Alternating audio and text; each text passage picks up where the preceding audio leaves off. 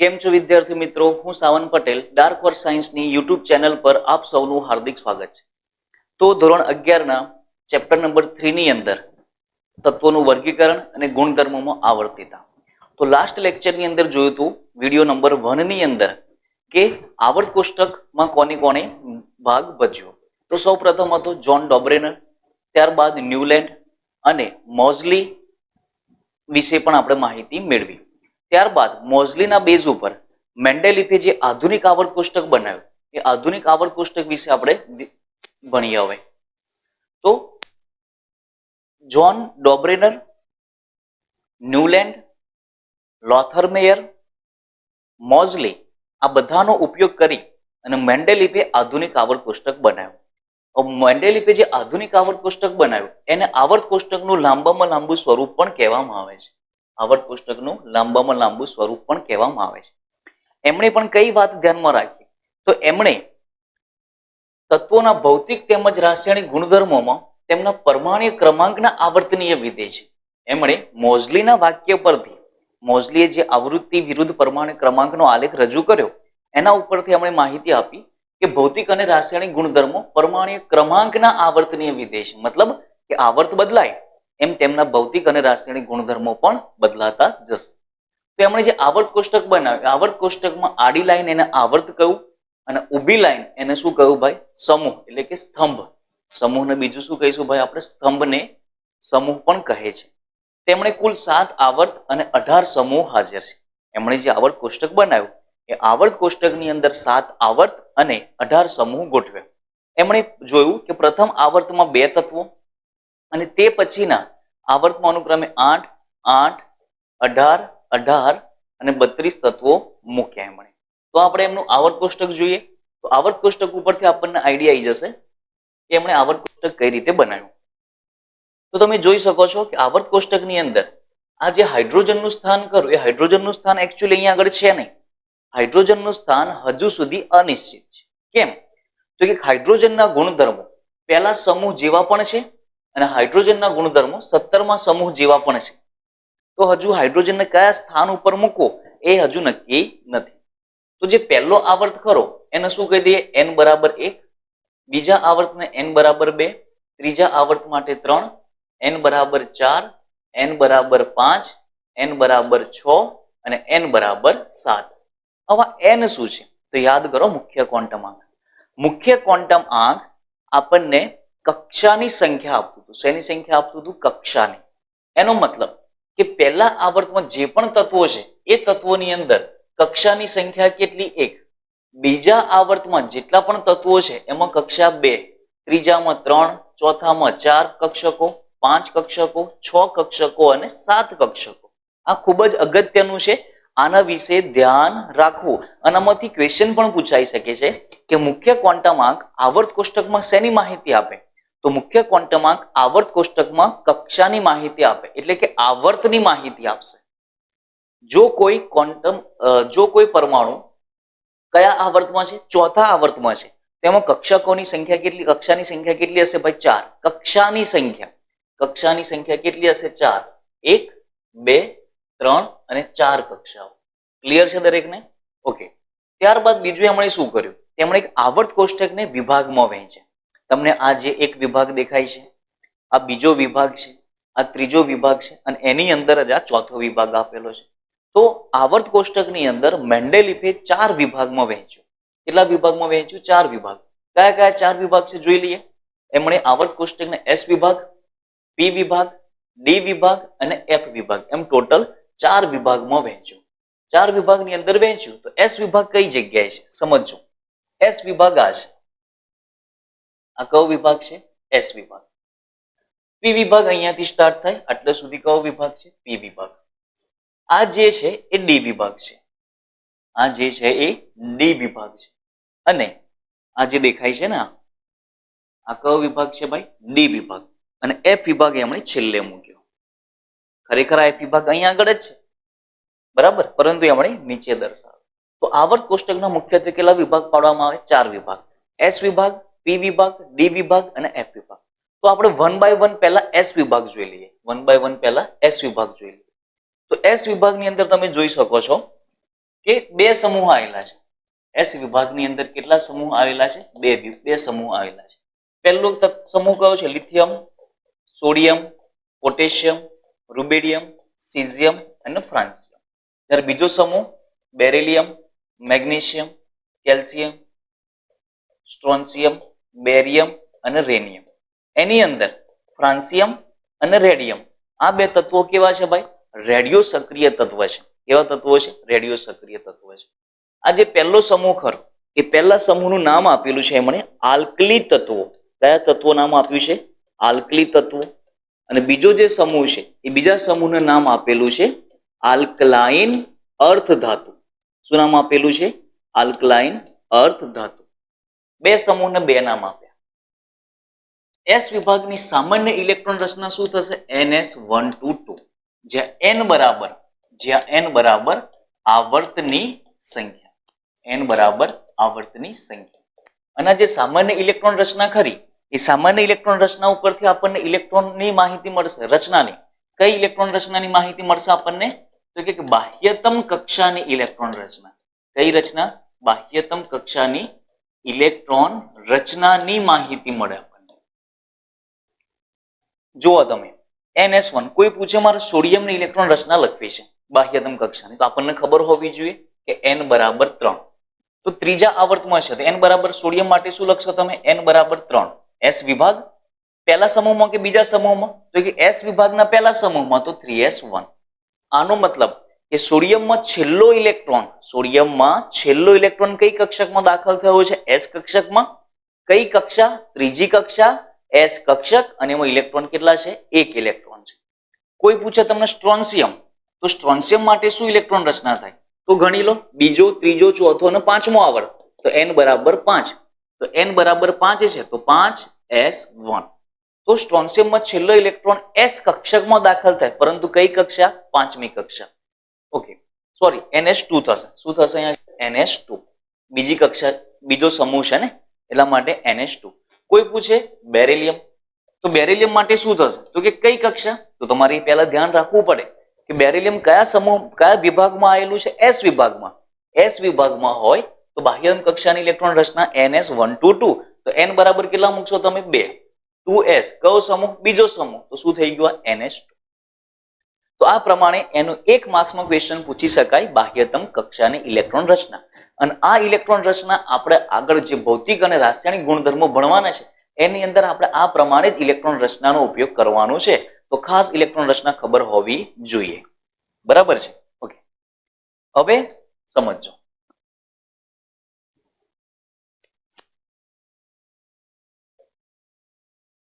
પહેલો જે સમૂહ ખરો, સમૂહ 1 ની વાત કરીએ. સમૂહ 1. સમૂહ 1 ને કયા તત્વો કહી દીધા છે એમણે? આલ્કલી તત્વો કયા. હવે પહેલો ક્વેશ્ચન કે આમને આલ્કલી તત્વો કેમ કીધા? તો આલ્કલી તત્વો કહેવા પાછળનું કારણ એ છે કે M+H2O. M એટલે કે ધાતુ, આલ્કલી ધાતુ. જ્યારે આલ્કલી ધાતુની પ્રક્રિયા પાણી સાથે કરીએ છીએ ત્યારે આ શું બનાવે છે ભાઈ? ધાત્વીય હાઇડ્રોક્સાઇડ બનાવે છે. શું બનાવે છે? પાણી સાથે પ્રક્રિયા કરીને ધાત્વીય હાઇડ્રોક્સાઇડ.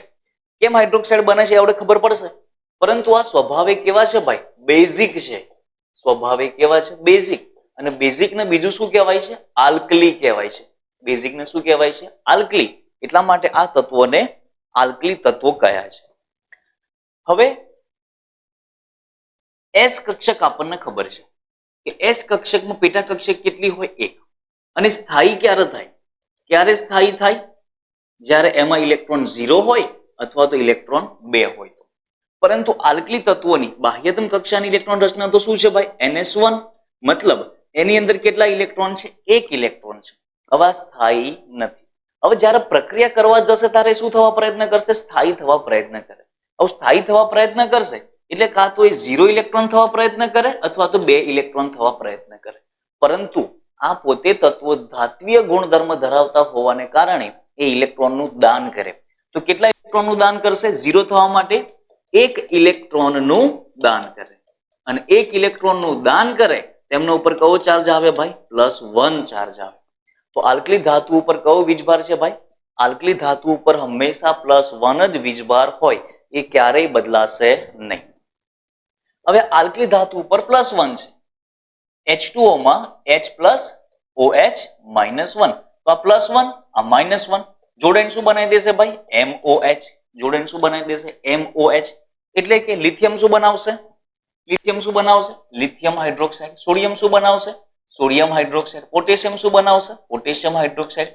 રૂબિડિયમ શું બનાવશે, રૂબિડિયમ હાઇડ્રોક્સાઇડ. અને સીઝિયમ શું બનાવશે, સીઝિયમ હાઇડ્રોક્સાઇડ. તો જ્યારે આ બધાનો ગુણધર્મોનો અભ્યાસ કર્યો તો આ બધા સ્વભાવે કેવા આયા ભાઈ, બેઝિક આયા. અને બેઝિકનું જ બીજું નામ છે આલ્કલી. એટલા માટે આ તત્વોને કયા તત્વો કહીએ છીએ આપણે, આલ્કલી તત્વો કહેવામાં આવે છે. ક્લિયર? તો આ જે વાત છે એ કોની વાત છે આપણે ભાઈ, સમૂહ 1 ની. હવે આપણે વાત કરીએ સમૂહ 2 ની. સમૂહ 2, સમૂહ 2 નું નામ આપ્યું છે આલ્કલાઇન અર્ધધાતુ. સમૂહ 2 નું નામ આપ્યું છે આલ્કલાઇન અર્ધધાતુ. આલ્કલાઇન અર્ધધાતુની અંદર કોણ આવશે, તો કે બેરિલિયમ, મેગ્નેશિયમ, કેલ્શિયમ, સ્ટ્રોન્શિયમ, બેરિયમ અને રેનિયમ. જેમાં રેનિયમ કેવો છે ભાઈ, રેડિયો સક્રિય તત્વ છે.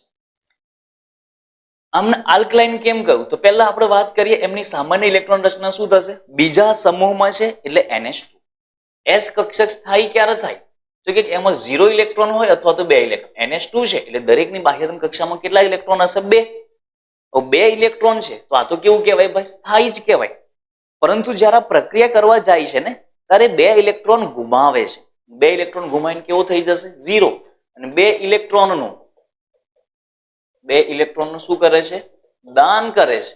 અને 2 ઇલેક્ટ્રોનનું દાન કરતો હોવાથી એમના ઉપર કયો વીજભાર છે ભાઈ, +2 વીજભાર છે. અને આ ધાતુઓની જ્યારે પાણી સાથે પ્રક્રિયા કરી ત્યારે શું બનાવી દેશે, આ MOH ટ્વાઇસ બની જશે. કેમ MOH ટ્વાઇસ, તો કે પાણીમાંથી શું આવવાનું ભાઈ, OH-1.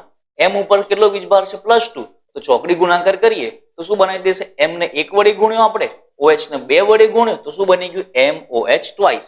આ MOH ટ્વાઇસ એ શું બનાવ્યું ભાઈ, તો કે ધાત્વિય હાઇડ્રોક્સાઇડ. ધાત્વિય હાઇડ્રોક્સાઇડ. આ પણ સ્વભાવે કેવા આયા હતા ભાઈ, આ પણ સ્વભાવે બેઝિક સ્વભાવ ધરાવે છે. કયો સ્વભાવ ધરાવે છે, બેઝિક. એટલા માટે એનું શું નામ આપ્યું છે, આલ્કલાઇન અર્ધધાતુ. અર્થમાં પ્રમાણ આનું કેવું છે ભાઈ, વધારે છે. એટલા માટે આનું શું કહીએ છીએ આપણે, આલ્કલાઇન અર્ધધાતુ. ક્લિયર? તો આ વાત કોની થઈ, સમૂહ 1 અને સમૂહ 2 એટલે કે S વિભાગની વાત થઈ. ક્લિયર છે દરેકને? ઓકે. એ છતાંય એક વખત જોઈ લો કે S વિભાગની અંદર જે તત્વોનો ઇલેક્ટ્રોન રચનામાં ઇલેક્ટ્રોન છેલ્લે S કક્ષકમાં દાખલ થાય, તમે જોયું કે NS1 આવે છે અથવા તો NS2 થઈ જાય છે. તો છેલ્લો ઇલેક્ટ્રોન શેમાં દાખલ થયો ભાઈ, S કક્ષકમાં. એટલે આવા તત્વોને કયા તત્વો કહેવાય છે, S વિભાગના તત્વો કહે છે. આવર્ત કોષ્ટકમાં સમૂહ 1 અને સમૂહ 2 ને S વિભાગના તત્વો કહે છે. સમૂહ 1 ને આલ્કલી ધાતુ, જ્યારે સમૂહ 2 ને આલ્કલાઇન અર્ધધાતુ કહે છે. સામાન્ય ઇલેક્ટ્રોન રચના કઈ છે, NS122. સમૂહ 1 માટે NS1, સમૂહ 2 માટે NH2. અને જ્યાં n બરાબર શું કહેવાશે ભાઈ, આવર્તની સંખ્યા, જે મુખ્ય ક્વોન્ટમ આંક દર્શાવે. એટલે તમને કોઈ પૂછે કે મુખ્ય ક્વોન્ટમ આંક આવર્ત કોષ્ટકમાં કોની માહિતી આપે, તો કે આવર્તની માહિતી આપે. કોની માહિતી આપે છે, આવર્તની માહિતી આપે છે. ઉદાહરણ જોઈ શકીએ છીએ આપણે, હાઇડ્રોજન પહેલા જ આવર્તમાં છે તો NS1, N પહેલો આવર્ત, સમૂહ 1 તો NS1. લિથિયમ બીજા આવર્તમાં છે તો શું થઈ ગયું ભાઈ, 2s1, 3s1. બીજા સમૂહમાં છે, બીજો આવર્ત, ત્રીજા આવર્તમાં બીજો સમૂહ તો 3s2. આ પ્રમાણે ઇલેક્ટ્રોન રચના લખતા આવડવી જોઈએ. કારણ કે આપણે આગળ જે પણ અભ્યાસ કરવાનો છે એ ખાલી બાહ્યતમ કક્ષાની ઇલેક્ટ્રોન રચનાને આધારે જ અભ્યાસ કરવાનો છે. સમૂહ 1 અને સમૂહ 2 માં રહેતા તત્વો સક્રિય ધાતુ છે. તે ઝડપથી ઇલેક્ટ્રોનનું શું કરે છે, દાન કરી અને ધન વીજભાર બનાવે છે. ઝડપથી ઇલેક્ટ્રોનનું દાન કરીને શું બનાવે છે, ધન વીજભાર બનાવે છે. સમૂહ 1 ના તત્વો +1 અને સમૂહ 2 ના તત્વો +2 ઓક્સિડેશન આંક ધરાવે છે, જે આપણે જોઈ ચૂક્યા. હવે આ વસ્તુ યાદ રાખજો કે સમૂહમાં ઉપરથી નીચે તરફ જતા પ્રતિક્રિયાત્મકતાના મૂલ્યમાં શું થાય છે, વધારો થાય છે. પ્રતિક્રિયાત્મકતા, દાખલા તરીકે આ કોની વાત કરીએ આપણે, લિથિયમ. લિથિયમમાં 2 આવર્ત. ત્યારબાદ કરીએ સોડિયમ. સોડિયમમાં 3 આવર્ત. તો ઇલેક્ટ્રોન જે બાહ્યતમ કક્ષામાં ઇલેક્ટ્રોન કેટલા છે ભાઈ, 1. હવે આ ઇલેક્ટ્રોનની પ્રતિક્રિયાત્મકતા કેવી છે? વધારે છે. કોના કરતા? લિથિયમ રહેલા ઇલેક્ટ્રોન કરતા ઓછી. સામાન્ય રીતે આવું કહી શકાય. કેમ? તો આ ઇલેક્ટ્રોન કેન્દ્રથી કેવો છે ભાઈ? દૂર. અને આ ઇલેક્ટ્રોન કેન્દ્રથી કેવો છે? નજીક છે. કેવો છે? નજીક. નજીક હોવાને કારણે આકર્ષણ બળ કેવું હશે? વધારે હશે. અને આકર્ષણ બળ વધારે હશે તો આ ઇલેક્ટ્રોન કેન્દ્ર બાજુ જકડાઈ રહેશે. અને કેન્દ્ર બાજુ જકડાઈ રહે તો આ ઇલેક્ટ્રોન ઝડપથી પ્રક્રિયા કરશે નહીં. જ્યારે જેમ જેમ તમે નીચે જશો એમ કક્ષા વધે. કક્ષા વધે તો કેન્દ્રથી ઇલેક્ટ્રોન વચ્ચેનું અંતર વધે. અને કેન્દ્રથી ઇલેક્ટ્રોન વચ્ચેનું અંતર વધે તો ઇલેક્ટ્રોન ઝડપથી પ્રક્રિયા કરી શકે. એટલે કે ઉપરથી નીચે તરફ જતા પ્રતિક્રિયાત્મકતાના મૂલ્યમાં શું થાય છે? વધારો થાય. હવે આ વસ્તુ ખાસ ધ્યાન રાખજો કે આવર્ત કોષ્ટકની અંદર લિથિયમ જે છે અને બેરિલિયમ પોતાના સમૂહમાં લિથિયમ અને બેરિલિયમ જે ખરો એ બાકીના બધા તત્વો કરતા અલગ પડે છે. લિથિયમ અને બેરિલિયમ સ્વભાવ કેવો બતાવે છે ભાઈ? સહસંયોજક બંધનો. કયો બંધ છે આ? સહસંયોજક બંધ બનાવે. જ્યારે બાકીના જે તત્વો ખરા એ બાકીના તત્વો આયનીય બંધ બનાવે છે. કયો બંધ બનાવે છે? આયનીય બંધ. આ વસ્તુ ખાસ ધ્યાન રાખજો. આનો ઉપયોગ આપણે એસ વિભાગની અંદર કરવાનો છે કે લિથિયમને આપણે સોડિયમ, પોટેશિયમ, રૂબિડિયમ, સીઝિયમ જોડે મૂક્યું. મતલબ બધાના ગુણધર્મો કેવા હોવા જોઈએ? સરખા. પરંતુ લિથિયમના ગુણધર્મો સોડિયમ, પોટેશિયમ, રૂબિડિયમ, સીઝિયમ આ બધા કરતા આના થોડા ઘણા ગુણધર્મો કેવા થાય છે? જુદા પડે છે. એ જ રીતે બેરિલિયમના ગુણધર્મો પોતાના સમૂહના તત્વો કરતા કેવા પડે છે? જુદા. આ બંનેનું કારણ એક જ છે કે આ બે જે તત્વો ખરા એ સહસંયોજક બંધ બનાવશે. જ્યારે એ જ સમૂહમાં રહેલા બાકીના તત્વો કયો બંધ બનાવે છે ભાઈ? આયનીય બંધ બનાવે છે. એટલા માટે આ અલગ પડે છે. આ ખાસ ધ્યાનમાં રાખજો. એસ વિભાગ પછી જોઈએ આપણે હવે પી વિભાગ. હવે પી વિભાગની અંદર ખાસ સમજજો. પી વિભાગ પહેલા તો સ્ટાર્ટ કઈથી થાય છે? પી વિભાગ સ્ટાર્ટ કઈથી થાય છે એ ચેક કરો. પી વિભાગ તમને કઈથી દેખાય છે ભાઈ? અહીંયાથી. તો આ જે છે સમૂહ નંબર 13. આ જે છે એ સમૂહ નંબર 13. આ 14, આ 15, આ 16, આ 17 અને 18. કેટલા સમૂહ છે પી વિભાગમાં? જોવો છો 1, 2, 3, 4, 5, 6 જ સમૂહ છે. કેમ 6 સમૂહ હશે? તો કે આપણને ખબર છે કે પી કક્ષકમાં મહત્તમ કેટલા ઇલેક્ટ્રોન સમાય? 6. તો સમૂહ પણ કેટલા? 6. એસ કક્ષકમાં મહત્તમ કેટલા ઇલેક્ટ્રોન સમાય? 2. તો સમૂહ પણ કેટલા? 2 સમૂહ. એ રીતે પી કક્ષકમાં 6 ઇલેક્ટ્રોન સમાય તો સમૂહ પણ કેટલા આવશે? 6 આવશે. તો જે પરમાણુની બાહ્યતમ કક્ષામાં ઇલેક્ટ્રોન છેલ્લે શેમાં ભરાતો હશે ભાઈ? પી કક્ષકમાં ભરાતો હશે. તો એમાં એને કયો પર સમૂહનું તત્વ કહી દઈશું આપણે? પી વિભાગના તત્વો કહી દઈશું. હવે સમૂહ 13 થી સમૂહ 18 ના તત્વોને બીજા કયા નામે ઓળખાય છે ભાઈ? પ્રતિનિધિ તત્વો અથવા તો મુખ્ય સમૂહના તત્વો પણ કહેવાય. મેઇન ગ્રુપ એલિમેન્ટ કહેવાય. કારણ કે આનો ઉપયોગ બહુ બધો કરવામાં આવે છે આપણે. તો જોઈએ આપણે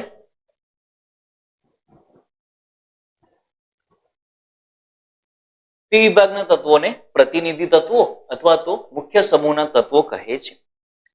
જે તત્વોમાં છેલ્લો ઇલેક્ટ્રોન પી કક્ષકમાં દાખલ થાય તેવા તત્વોને પી વિભાગના તત્વો કહેવાય.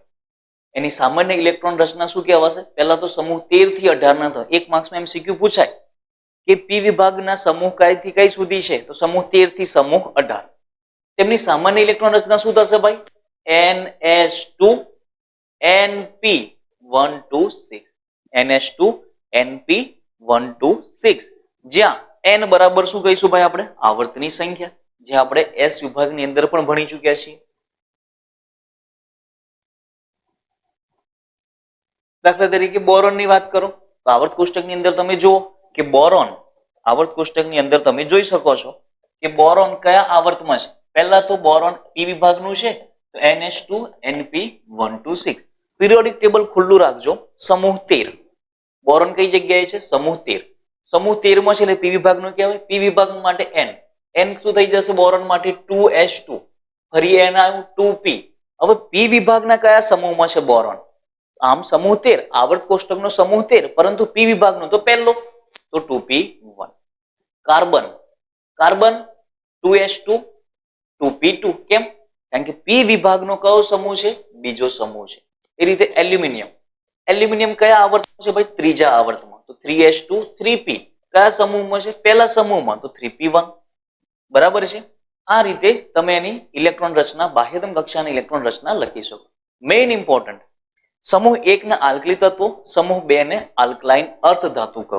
એ રીતે પી વિભાગની અંદર પણ આપણને 6 સમૂહ જોવા મળશે. એ 6 સમૂહની અંદર સમૂહ 13 જે ખરો, એ સમૂહ 13 શેનાથી સ્ટાર્ટ થાય છે ભાઈ? બોરોન થી. તો શું નામ આપી દીધું એનું? Boron family. સમૂહ 14 કાર્બન થી, તો કાર્બન ફેમિલી. 15 નાઇટ્રોજન થી, તો નાઇટ્રોજન ફેમિલી. 16 ઓક્સિજન થી, તો ઓક્સિજન ફેમિલી. 17 નું નામ આપેલું છે હેલોજન સમૂહ, અને 18 નું નામ આપેલું છે ઉમદા વાયુ, અથવા તો બીજું શું કહેવાશે એને? નિષ્ક્રિય વાયુ કહેવાશે. શું કહેવાશે? નિષ્ક્રિય વાયુ. પરંતુ ઇમ્પોર્ટન્ટ આ બે છે. ઇમ્પોર્ટન્ટ આ બે છે. સમૂહ 16 જે ખરો, એ સમૂહ 16 ને શું નામ આપ્યું આપણે? ચાલ્કોજન સમૂહ. અને સમૂહ 15 ને શું નામ આપ્યું છે બીજું? નિકોજન સમૂહ પણ કહેવાય છે. સમૂહ 16 ને ચાલ્કોજન, ઓક્સિજનનું બીજું નામ ચાલ્કોજન, મતલબ ઓક્સિજન ફેમિલીનું બીજું નામ ચાલ્કોજન ફેમિલી, અને નાઇટ્રોજન ફેમિલીનું બીજું નામ છે નિકોજન ફેમિલી. આ વસ્તુ ખાસ ધ્યાન રાખજો, એક એક માર્ક્સના MCQ માં પૂછાઈ શકે છે. હવે આવર્તમાં ડાબી બાજુથી જમણી બાજુ તરફ જતા, આવર્તમાં ડાબી બાજુથી જમણી બાજુ તરફ જતા અધાત્વીય લાક્ષણિકતામાં શું થાય છે ભાઈ? વધારો. અધાત્વીય મતલબ તમે આવર્ત કોષ્ટકમાં બોરોન, કાર્બન, નાઇટ્રોજન, ઓક્સિજન આ બાજુ જાઓ, તો આ બાજુ જતા અધાત્વીય કયો ગુણધર્મ? અધાત્વીય ગુણધર્મમાં શું થાય છે ભાઈ? વધારો થાય છે. અધાત્વીય ગુણધર્મમાં શું થાય છે? વધારો. પરંતુ સમૂહમાં ઉપરથી નીચે તરફ જાઓ, એટલે કે boron, aluminium, gallium, indium, thallium એમ જાઓ, તો ધાત્વીય ગુણધર્મમાં શું થાય છે ભાઈ? વધારો જોવા મળે છે. એટલે કે સમૂહમાં ઉપરથી નીચે તરફ જતા ધાત્વીય ગુણધર્મમાં શું થાય છે? વધારો થાય છે. કેમ વધારો થાય છે? આપણે ગુણધર્મો ભણવાનું છે. પી વિભાગમાં ધાતુ, અધાતુ તેમજ અર્ધ ધાતુ પણ આવેલી છે. આ બાજુ શું જોવા મળશે મને? ધાતુ. અહીં આગળ શું જોવા મળશે મને? અર્ધ ધાતુ. અને આ બાજુ શું જોવા મળશે મને? સોરી, ધાતુ, અર્ધ ધાતુ, અને આ બાજુ શું જોવા મળશે મને? અધાતુ જોવા મળશે. કારણ કે આ ડાબી બાજુ જમણી બાજુ તરફ જઈએ એમ અધાત્વીય ગુણધર્મ વધે. યાદ રાખજો કે આવર્ત કોષ્ટકમાં ડાબી બાજુ ધાતુઓ હોય, જમણી બાજુ અધાતુ હોય, અને બંનેની વચ્ચે અર્ધ ધાતુ હોય છે, જે તમે આવર્ત કોષ્ટકની અંદર પણ જોઈ શકો છો. આવર્ત કોષ્ટકની અંદર જુઓ, આવર્ત કોષ્ટકની અંદર કઈ જગ્યાએ બતાવેલું છે? ઓકે, તો આ બધું શું હશે ભાઈ? ધાતુઓ. જુઓ, આ પણ ધાતુઓ જ છે બધી, પરંતુ આ તમને જે દેખાય છે સિલિકોન, જર્મેનિયમ, આર્સેનિક, એન્ટીમની, આ જે છે ને અર્ધ ધાતુ છે. શું છે આ? અર્ધ ધાતુ, મેટાલોઇડ. જ્યારે આ બાજુ શું છે ભાઈ? નોન મેટલ, એટલે કે અધાતુ. અને આ બધા શું બતાવે છે આપણે? હેલોજન. આ પણ અધાતુઓમાં સમાવેશ થાય. આ બધાનો ધાતુઓમાં સમાવેશ થાય. બરાબર છે? તો આ બાજુ ધાતુ, અર્ધ ધાતુ અને અર્ધ ધાતુ, આ ખબર હોવી જોઈએ. ક્લિયર દરેકને?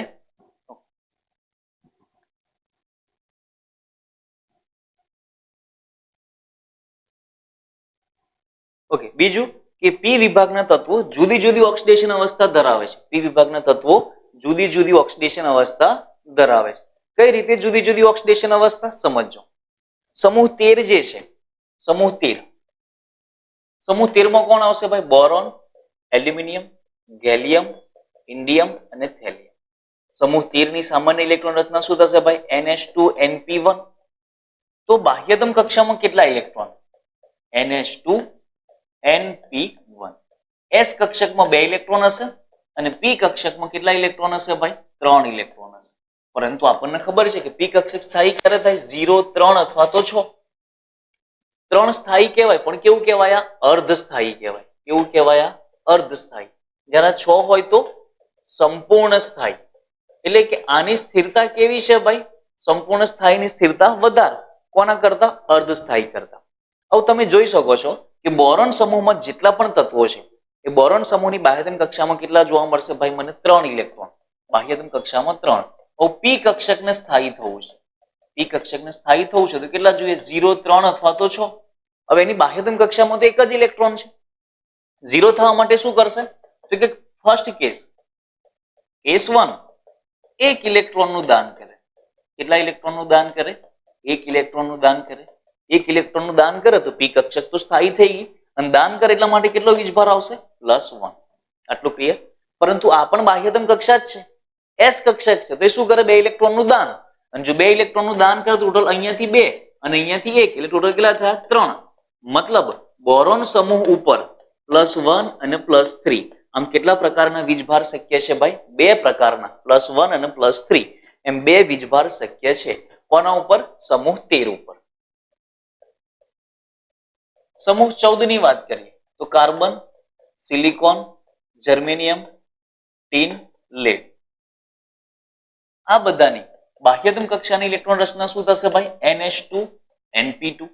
તો S કક્ષકમાં કેટલા ઇલેક્ટ્રોન આવશે? 2. P કક્ષકની કેટલી પેટા કક્ષક હોય? 3. એમાં કેટલા ઇલેક્ટ્રોન સમાય? 2. પરંતુ આ ઇલેક્ટ્રોન રચના અત્યારે કેવી છે ભાઈ? અસ્થાયી છે. કેવી છે? અસ્થાયી. હવે જો એ 1 ઇલેક્ટ્રોન મેળવી લે તો અર્ધસ્થાયી થાય, પરંતુ અર્ધસ્થાયી કરતા તો સંપૂર્ણ સ્થાયીની સ્થિરતા વધારે. તો પહેલા તો શું કરશે? તો કે P કક્ષકમાંથી 2 ઇલેક્ટ્રોનનું દાન કરે. P કક્ષકમાંથી 2 ઇલેક્ટ્રોનનું દાન કરે તો કેટલા થઈ ગયા? 0 થઈ ગયા. અને P 0 થાય તો સ્થાયી. એટલા માટે એના ઉપર કેટલો વીજભાર આવશે? +2 વીજભાર આવે. પરંતુ અહીંયાથી પણ 2 જાય ને, તો S કક્ષકમાંથી પણ 2 ઇલેક્ટ્રોનનું દાન કરે. ટોટલ અહીંયાથી 2 અને અહીંયાથી 2 ટોટલ કેટલા ઇલેક્ટ્રોનનું દાન થયું? 4 ઇલેક્ટ્રોનનું દાન થયું. એટલે કયો વીજભાર આવશે? +4. એટલે કે સમૂહ 14 ઉપર કેટલો વીજભાર શક્ય છે ભાઈ? +2 અને +4 વીજભાર શક્ય છે. યાદ રહેશે? ઓકે. નેક્સ્ટ આવશે સમૂહ 15. સમૂહ 15 નું બીજું નામ શું છે ભાઈ? આ ખાસ ધ્યાન રાખજો, નિકોજન સમૂહ. 15 માં કોણ આવશે? નાઇટ્રોજન, ફોસ્ફરસ, આર્સેનિક, એન્ટીમની અને બિસ્મથ. બરાબર છે.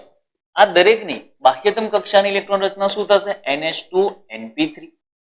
તો S કક્ષકમાં કેટલા ઇલેક્ટ્રોન? 2 ઇલેક્ટ્રોન. P કક્ષકમાં કેટલા ઇલેક્ટ્રોન? 3 ઇલેક્ટ્રોન. ઓકે, હવે ખાસ સમજો.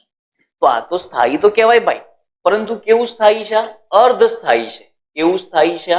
અર્ધસ્થાયી. હવે અર્ધસ્થાયી છે તો સંપૂર્ણ સ્થાયી થવા માટે શું કરશે? કાં તો 3 મેળવે કાં તો 3 ગુમાવે. કારણ કે એની જોડે કેટલા છે ભાઈ? 3. સ્થાયી થવા માટે કેટલા જોઈએ? 6 અથવા તો 0. જો 3 મેળવે તો કેટલા ઇલેક્ટ્રોન થાય? 6. અને 3 મેળવે તો કયો વીજભાર આવી ગયો? -3. 3 ગુમાવે તો 0 થઈ જાય તો કેટલો વીજભાર આવી ગયો? +3. એટલે -3 +3 તો છે જ, પણ જો ગુમાવે તો જોડે આ 2 ગુમાવે તો ટોટલ કેટલા ઇલેક્ટ્રોન ગુમાવે? 5 ઇલેક્ટ્રોન. શું કરે? ગુમાવે. અને 5 ઇલેક્ટ્રોન ગુમાવે કઈથી ગુમાવે? તો કે 3 P કક્ષકમાંથી અને 2 S કક્ષકમાંથી. તો કયો વીજભાર શક્ય છે ભાઈ? +5 વીજભાર શક્ય છે. પરંતુ યાદ રાખજો, એટલે કે સમૂહ 15 ઉપર કયા કયા વીજભાર? +3, +5, -3. પરંતુ આવું લખવાની જગ્યાએ હું કઈ રીતે લખું છું આને? તો કે -3, +3, +5. પરંતુ એક વસ્તુ યાદ રાખજો કે નાઇટ્રોજન ઉપર, કોના ઉપર ભાઈ? નાઇટ્રોજન ઉપર +5 વીજભાર શક્ય નથી. હવે ક્વેશ્ચન થાય કે નાઇટ્રોજન ઉપર સાહેબ +5 વીજભાર કેમ શક્ય નથી? તો સમજો, નાઇટ્રોજનની ઇલેક્ટ્રોન રચના શું થાય? તો કે નાઇટ્રોજનની ઇલેક્ટ્રોન રચના બાહ્યતમ કક્ષાની થશે 2s2 2p3. તો 1 2 અહીંયા આગળ કેટલા ઇલેક્ટ્રોન છે ભાઈ? 2s2 2p3. આ 2 ઇલેક્ટ્રોન કેન્દ્રથી કેવા છે? નજીક છે. આ 5 ઇલેક્ટ્રોન કેન્દ્રથી કેવા છે? નજીક છે. જ્યારે નાઇટ્રોજન પહેલો ઇલેક્ટ્રોન ગુમાવે તો 2p માંથી દૂર થાય, બીજો ઇલેક્ટ્રોન ગુમાવે તો 2p માંથી દૂર થાય, ત્રીજો ઇલેક્ટ્રોન ગુમાવે તો 2p માંથી દૂર થાય. તો નાઇટ્રોજન જોડે પહેલા પ્રોટોન કેટલા હતા ભાઈ? 7. આમાં ઇલેક્ટ્રોન કેટલા હતા? 2. આમાં કેટલા હતા? 5. હવે જ્યારે 5 ને 2 7 પ્રોટોન 7 ઇલેક્ટ્રોન હતા, તો પ્રોટોનની સામે ઇલેક્ટ્રોન કેવા હતા ભાઈ? બરાબર હતા. પ્રોટોનની સામે ઇલેક્ટ્રોન કેવા હતા? સરખા હતા. પરંતુ જ્યારે આમાંથી એક ઇલેક્ટ્રોન દૂર થાય તો પ્રોટોન કેટલા થઈ ગયા? 7. ઇલેક્ટ્રોન કેટલા થઈ ગયા? ટોટલ 6. હવે 7 પ્રોટોન 7 ઇલેક્ટ્રોનને ખેંચતા હતા અને 7 પ્રોટોન 6 ઇલેક્ટ્રોનને ખેંચશે, તો એક ઇલેક્ટ્રોન દૂર થયા પછી કેન્દ્ર ઇલેક્ટ્રોનને નજીક ખેંચશે. તો હવે ઇલેક્ટ્રોનનું કેન્દ્ર પ્રત્યેનું આકર્ષણ બળ કેવું થાય છે? વધતું જાય છે. જેમ જેમ પહેલા એક ઇલેક્ટ્રોન દૂર થશે, આકર્ષણ બળ વધ્યું, પછી બીજો એક ઇલેક્ટ્રોન દૂર થાય, આકર્ષણ બળ વધ્યું, પછી ત્રીજો એક ઇલેક્ટ્રોન દૂર થાય, આકર્ષણ બળ વધ્યું. હવે આકર્ષણ બળ વધતું જાય, 2p ના 3 ઇલેક્ટ્રોન દૂર થયા પછી આકર્ષણ બળ બહુ વધી જશે, તો એ નાઇટ્રોજન 2s ના ઇલેક્ટ્રોન દાન કરી શકતો નથી. એનું કારણ કે એમાં પહેલેથી કદ કેવું છે? નાનું છે. હવે કોકનો ક્વેશ્ચન થાય, તો સાહેબ શું ફોસ્ફરસમાંથી 3s2 3p3 છે, તો આ 3 ઇલેક્ટ્રોન દૂર થઈ ગયા, તો કયો વીજભાર આવી ગયો? +3 આવી ગયો. પણ હવે 3 ઇલેક્ટ્રોન દૂર થયા પછી 2s ના ઇલેક્ટ્રોન દૂર થાય કે ના થાય? તો કે 3s ના 2 ઇલેક્ટ્રોન દૂર થાય. કેમ દૂર થાય? તો હવે કેટલી કક્ષા આવી ગઈ ભાઈ? 3 કક્ષા આવી ગઈ. હા, એટલા બધા ઝડપથી 2 ઇલેક્ટ્રોન દૂર નહીં કરી શક્યા, પરંતુ દૂર કરવા માટે તમે જો ઉર્જા વધારે આપશો ને તો એ આપી શકે. કેમ? તો આ ઇલેક્ટ્રોન કેન્દ્રથી કેવા થઈ ગયા ભાઈ? હવે દૂર. જ્યારે સોડિયમમાં તો કેટલી કક્ષા હતી? સોરી, નાઇટ્રોજનમાં તો કેટલી કક્ષા હતી? 2. તો પહેલેથી જ અંતર ઓછું હતું. ઇલેક્ટ્રોન જેમ જેમ દૂર થાય છે એમ ઇલેક્ટ્રોન કેન્દ્રથી નજીક, ઇલેક્ટ્રોન જેમ જેમ બાહ્યતમ કક્ષામાંથી દૂર થાય છે તેમ કક્ષા કેન્દ્રની નજીક આવતી જાય છે, તો ઇલેક્ટ્રોન અને કેન્દ્ર વચ્ચેનું આકર્ષણ બળ વધી જાય. તો નાઇટ્રોજનના 2s ના ઇલેક્ટ્રોન કેન્દ્ર તરફ એટલા બધા આકર્ષિત હોય કે 2 ઇલેક્ટ્રોન કેન્દ્ર છોડતો નથી, એટલા માટે +5 નહીં આવે. જ્યારે બાકીના જે બધા તત્વો જેમ જેમ નીચે જશો એમ કક્ષા કેવી થતી જાય છે? વધતી જાય છે. મતલબ કેન્દ્ર અને ઇલેક્ટ્રોન વચ્ચેનું અંતર વધતું જાય. આકર્ષણ બળ તો થશે પણ પ્રમાણમાં ઓછું. ક્લિયર દરેકને? તો આ વસ્તુ ધ્યાન રાખજો કે 15મા સમૂહમાં -3 +3 +5 અપવાદ નાઇટ્રોજન ઉપર +5 આવશે નહીં. ક્લિયર છે દરેકને? ઓકે. ત્યારબાદ જોઈએ આપણે 16મો સમૂહ. 16મા સમૂહમાં કોણ છે ભાઈ? ઓક્સિજન, સલ્ફર, સેલેનિયમ, ટેલ્યુરિયમ અને પોલોનિયમ. આ બધાની સામાન્ય ઇલેક્ટ્રોન રચના શું થશે ભાઈ? NH2 NP4 NS. S માં કેટલા ઇલેક્ટ્રોન? 2. P માં કેટલા ઇલેક્ટ્રોન? 4. 1 2 3 4.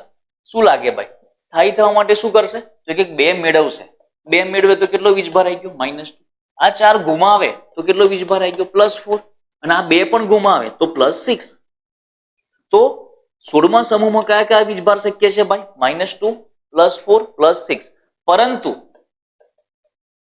ઓક્સિજન ઉપર +4 કે +6 શક્ય નથી. +4 કે +6 શક્ય નથી. કારણ શું છે? એ આપણે નાઇટ્રોજન અને ફોસ્ફરસમાં જે રીઝન સમજાયું એનું એ જ રીઝન અહીં આગળ લાગુ પડશે.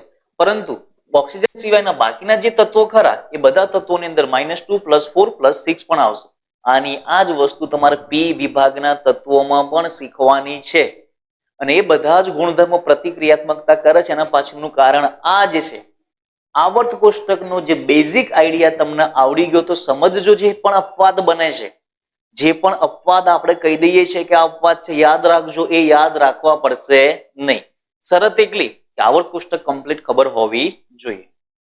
17મા સમૂહની વાત કરીએ તો ફ્લોરિન, ક્લોરિન, બ્રોમિન અને આયોડિન.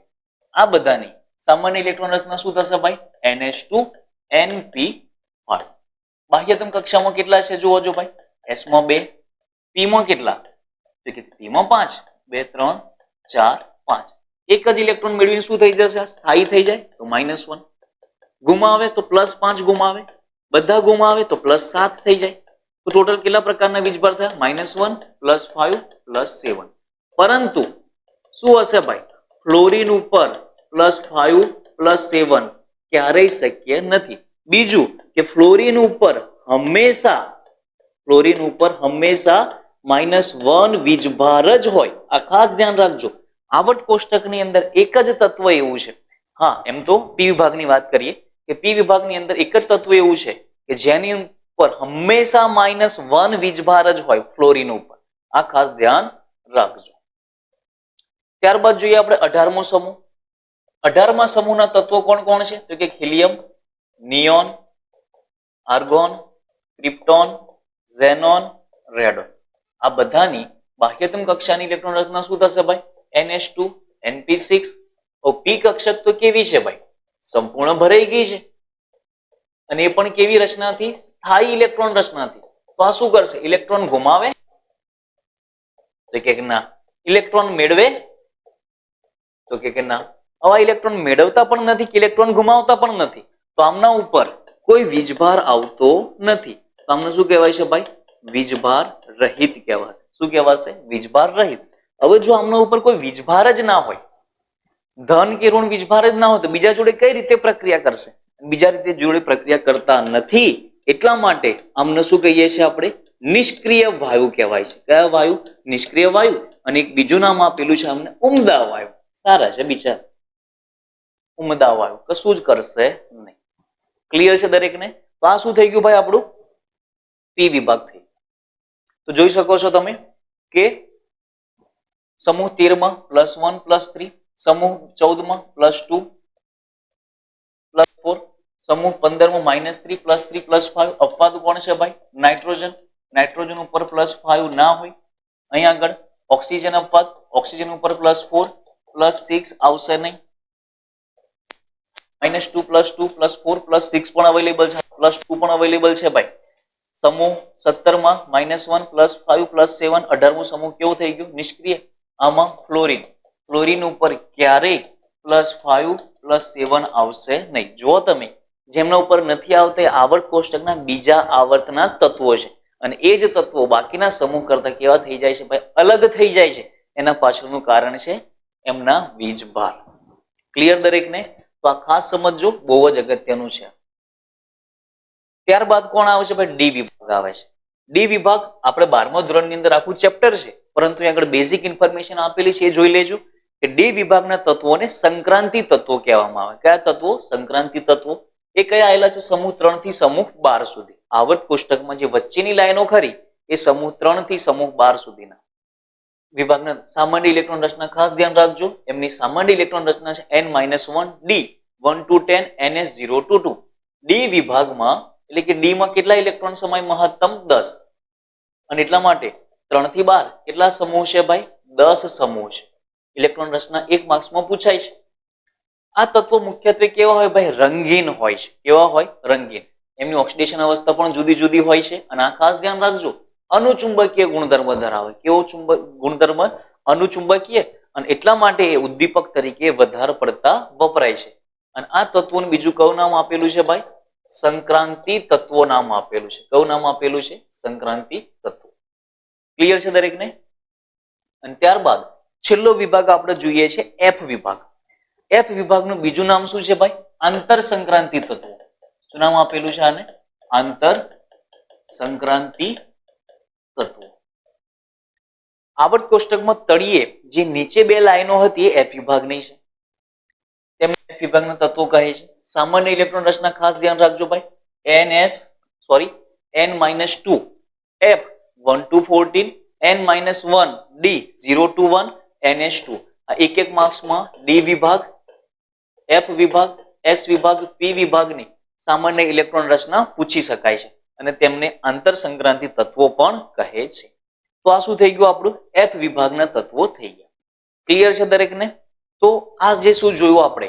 તો આજે આપણે એક એવો ઇમ્પોર્ટન્ટ પોઈન્ટ, એક એવો લેક્ચર આપણે જોઈ રહ્યા છીએ કે જે આપણે આખા ઓર્ગેનિક, ઇનઓર્ગેનિક, ફિઝિકલ બધાનો એક બેઝિક ગણાય, આવર્ત કોષ્ટક.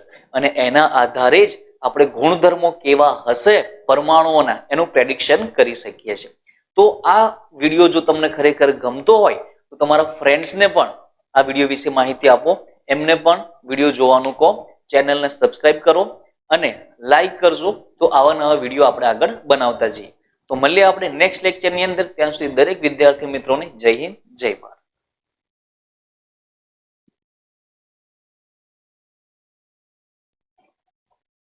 એમણે આવર્ત કોષ્ટકમાં સ્થાન આપ્યા નહીં. એટલા માટે જ મોઝલે નામના વૈજ્ઞાનિકે થોડું ઘણું કામ કર્યું. હવે મોઝલે જે કામ કર્યું એ કામ શું હતું? તો કે અત્યાર સુધી દરેક વૈજ્ઞાનિકોએ શેના ઉપર કામ કર્યું હતું? તો કે ભૌતિક, રાસાયણિક ગુણધર્મો અને પરમાણુય દળ વિશે. હવે મોઝલે નામના વૈજ્ઞાનિકોએ શું કર્યું કે દરેક પરમાણુ જે હતો, દાખલા તરીકે આ હાઇડ્રોજન પરમાણુ, આ હિલિયમ પરમાણુ, આ લિથિયમ પરમાણુ, આના ઉપર શું આપાત કર્યો? પ્રકાશ આપાત કર્યો. આ દરેક ઉપર શું આપાત કર્યો? પ્રકાશ. એટલે ક્ષ કિરણોનો અભ્યાસ કર્યો. કોનો અભ્યાસ કર્યો? ક્ષ કિરણ. અને જ્યારે ક્ષ કિરણનો અભ્યાસ કર્યો ત્યારે એમણે જોયું કે જ્યારે પરમાણુ ઉપર ઉર્જા આપવામાં આવે છે અને જે ઉષ્મા ઉત્પન્ન થાય છે એ દરેકની અંદર એક સરખી ક્ષ કિરણની ઉર્જા આપો, તો દરેકની અંદરથી જે ઉત્સર્જિત થતા વિકિરણોની જે આવૃત્તિ કરી, વિકિરણોની જે આવૃત્તિ કરી એ આવૃત્તિ દરેકમાં કેવી જોવા મળે છે? અલગ અલગ. દરેકમાં કેવી જોવા મળે છે? અલગ અલગ. એટલે એમને એવું લાગ્યું કે આ જે ગુણધર્મો ખરા એ ગુણધર્મો આવૃત્તિ ઉપર પણ આધાર રાખતા હોઈ શકે. એટલે એમણે આવૃત્તિનો આલેખ રજૂ કર્યો. કોનો આલેખ રજૂ કર્યો ભાઈ? આવૃત્તિનો આલેખ રજૂ કર્યો. તો એક પહેલો ક્વેશ્ચન અને મોસ્ટ ઇમ્પોર્ટન્ટ, અને એક વખત કોમ્પિટિટિવ એક્ઝામ નીટમાં પણ પૂછાઈ ગયો છે કે મોઝલે નામના વૈજ્ઞાનિકે કોના વિરુદ્ધ કોનો આલેખ દોર્યો? તો મોઝલે નામના વૈજ્ઞાનિકે અંડરરૂટ મ્યુ આવૃત્તિ વિરુદ્ધ પરમાણ્વીય ક્રમાંક ઝેડ નો આલેખ રજૂ કર્યો, જે કેવી રેખા મળે છે? સીધી રેખા મળે છે. જે કેવી રેખા મળે છે? સીધી રેખા મળે. પરંતુ એમણે આવૃત્તિને કોના સાથે કોલોબરેટ કર્યું છે? પરમાણુ ક્રમાંક સાથે. કોના સાથે? પરમાણુ ક્રમાંક સાથે, એટલે કે પ્રોટોનની સંખ્યા સાથે. અત્યાર સુધી જે ભણતા હતા એ પરમાણુનું કેન્દ્ર જ હતું, પરંતુ ન્યુટ્રોનનો દળ પણ એમાં સમાવેશ હતો. હવે ખાલી કોને કોન્સન્ટ્રેટ કર્યા છે એમણે? પરમાણુ ક્રમાંક. હવે આ આવૃત્તિનો ગ્રાફ જો એ પરમાણ્વીય દળને આધારે ગોઠવે છે, તેમને અહીંયા જે સીધી રેખા મળવી જોઈએ એ સીધી રેખા મળતી નથી. તો એના આધારે એમણે એવું કહ્યું કે પરમાણુના જે ગુણધર્મો ખરા એ ગુણધર્મો બદલાય છે. કોના કારણે? પરમાણુ ક્રમાંકને કારણે, એમની આવૃત્તિને કારણે. તો આ મોટામાં મોટું યોગદાન હતું. કોનું યોગદાન હતું ભાઈ? મોઝલી નામના વૈજ્ઞાનિકે. તો મોઝલે શું કર્યું? ફરી યાદ રાખજો. તો કે હેનરી મોઝલે તત્વોના ક્ષ કિરણ વર્ણપટ લાક્ષણિકતામાં નિયમિતતા જોઈ. તેમણે અંડરરૂટ વ્યુ વિરુદ્ધ પરમાણુ ક્રમાંક ઝેડ નો આલેખ રજૂ કર્યો, જે કેવી રેખા મળે છે? સીધી રેખા મળે છે. પરંતુ અંડરરૂટ મ્યુ એટલે કે આવૃત્તિ વિરુદ્ધ પરમાણ્વીય દળ એનો આલેખ સીધી રેખા મળ્યો નહીં. તો આમાંથી બે પ્રકારના ક્વેશ્ચન પૂછી શકાય કે મોઝલે એ પહેલા તો કોનો આલેખ દોર્યો? તો કે under root mu is directly proportional to Z. આવૃત્તિ કયા સંદર્ભમાં વપરાય છે? તો કે મ્યુ અથવા તો મ્યુ ની 1/2. આ પણ ક્વેશ્ચન પૂછાઈ ગયેલો છે. મોઝલીના વક્ર પ્રમાણે પરમાણુ મ્યુ વિરુદ્ધ ઝેડ આવશે કે આણ્વીય દળ એ આવશે? તો કે ઝેડ આવશે, આણ્વીય દળ એ આવશે નહીં. ત્રીજો ક્વેશ્ચન કે મ્યુ વિરુદ્ધ પરમાણુ ક્રમાંક ઝેડ નો આલેખ કેવી રેખા મળે છે? તો સીધી રેખા મળે છે. બહુ બધા ક્વેશ્ચન આમાંથી બની શકે. તો આ પરથી મોઝલે સૂચ્યું કે પરમાણુ ક્રમાંક વધુ મૂળભૂત ગુણધર્મ ધરાવે છે, જેના આધારે મેન્ડેલીફે આવર્ત નિયમમાં સુધારો કર્યો. અને સુધારા કર્યા પછી જે નવું આવર્ત કોષ્ટક બનાવ્યું એ આવર્ત કોષ્ટકને અત્યારે આપણે ભણીએ છીએ, અને આવર્ત કોષ્ટકને કયું કહીએ છીએ આપણે? મેન્ડેલીફનું આધુનિક આવર્ત કોષ્ટક. અને આ જ આવર્ત કોષ્ટકને આવર્ત કોષ્ટકનું લાંબામાં લાંબુ સ્વરૂપ પણ કહી શકીએ છીએ આપણે, જે અત્યારે આપણે ભણીએ છીએ. તમે જુઓ, જેમ જેમ વૈજ્ઞાનિકો આગળ ને આગળ વધતા ગયા એમ થોડા ઘણા સુધારા કરતા ગયા, પરમાણુ વધુ ને વધુ ગોઠવાયા. બરાબર છે? ઘણા બધા એવું કહે છે કે આ નિયમ ખોટો હતો તો શું કરવા ભણવાનો? આ નિયમ ખોટો હતો તો શું કરવા ભણવાનો? તો ભણવાનું એટલા માટે કે આપણે ભૂલ થઈ છે, એ ભૂલ કઈ પડી, એ કેમની સુધરશે એ ખબર કઈથી પડશે? જો ભૂલ પડશે તો લાઈફમાં ઠોકર તો વાગશે જ, પરંતુ એ ઠોકરને સમજવાની, એ ઠોકરને સુધારવાની, એ ભૂલને સુધારી અને જો આપણે આગળ વધીએ તો 100% સક્સેસ મળશે. તો મેન્ડેલીફનું આધુનિક આવર્ત કોષ્ટક એકલી મેન્ડેલીફની દેન નથી ભાઈ, દરેક વૈજ્ઞાનિકોની દેન છે. બરાબર છે? ઓકે. તો મેન્ડેલીફે જે આવર્ત કોષ્ટક બનાવ્યું એ આવર્ત કોષ્ટકનો નિયમ શું છે? તો કે તત્વોના ભૌતિક તેમજ રાસાયણિક ગુણધર્મોમાં તેમના પરમાણુ ક્રમાંકના આવર્તનીય વિધેય છે. તો મેન્ડેલીફે જે જૂનો નિયમ આપ્યો હતો એનો એ જ હતો કે તેમના ભૌતિક અને રાસાયણિક ગુણધર્મો કોના આવર્તનીય વિધેય હતા? પરમાણ્વીય દળના. પરંતુ આ કોના આવર્તનીય વિધેય છે? પરમાણ્વીય ક્રમાંકના. આ વસ્તુ ખાસ ધ્યાન રાખજો, આ 1 માર્ક્સમાં ક્વેશ્ચન પૂછી શકાય. કે મેન્ડેલીફનો આધુનિક આવર્ત કોષ્ટકનો નિયમ જણાવો. બરાબર છે? હવે એમણે જે આવર્ત કોષ્ટક નવું બનાવ્યું એમાં આવર્ત કોષ્ટકમાં આડી હરોળ હતી એને શું કહી દીધું? એમણે આવર્ત કહે છે, અને ઉભા સમૂહને શું કહે છે ભાઈ? સ્તંભ કહે છે. આવર્ત કોષ્ટકમાં કુલ 7 આવર્ત અને 18 સમૂહ છે. આવર્ત કેટલા રાખ્યા છે એમણે? 7. 1 2 3 4 5 6 અને 7 આવર્ત. અને ઉભા સમૂહ કેટલા રાખેલા છે? આ રીતે 18 ઉભા સમૂહ રાખેલા છે, જે આપણે આગળ જોઈએ. હવે યાદ રાખજો કે પહેલો આવર્ત જે છે એમાં 2 તત્વો, બીજામાં 8, ત્રીજામાં 18, ચોથામાં 18, પાંચમામાં 32. આ રીતે સિક્વન્સમાં ગોઠવાઈ ગયેલું છે. તો 2, 8, 8, 18, 18, 32. બરાબર છે. આ દરેક આવર્તના પરમાણુઓની સંખ્યા છે.